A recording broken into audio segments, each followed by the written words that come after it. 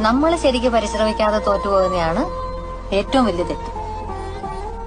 നമ്മുടെയൊക്കെ സ്വപ്നങ്ങളെ കുറിച്ചേ നമുക്കല്ലേ അറിയുള്ളൂ. അത് സത്യമാവണ വരെ ബാക്കിയുള്ളവർക്ക് അതൊരു തമാശയായിരിക്കും. മക്കളതൊന്നും നോക്കണ്ട. ചിലര് മാത്രമേ നമ്മുടെ സ്വപ്നങ്ങൾ തിരിച്ചറിയുള്ളൂ.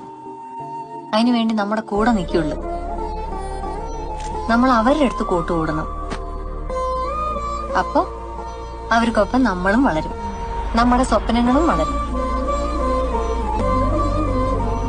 ഇങ്ങനെ മനസ്സിൽ കാണണതെല്ലാം ഒരു കഷ്ടപ്പാടുകളും ഇല്ലാതെ ചുമ്മാ അങ്ങ് നടക്കുമെന്ന് മോള് വിചാരിക്കല്ലേ. തടസ്സങ്ങളും ബുദ്ധിമുട്ടുകളും ഒക്കെ ഉണ്ടാവും. നമ്മള് തളർന്നു പോകും.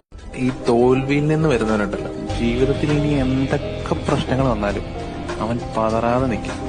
കാരണം അവൻ തുടങ്ങുന്നത് തന്നെ തോൽവിന്നാണ്. ഒറ്റയ്ക്കായി പോയിട്ടുണ്ടെന്നേ പലപ്പോഴും, തനിച്ചാക്കി പോയിട്ടുമുണ്ട് പലരും. എന്നാൽ ഇന്നും പോകുന്നത് മുമ്പോട്ട് തന്നെയാണ്. ഇനിയുള്ള ഈ പോക്കുണ്ട്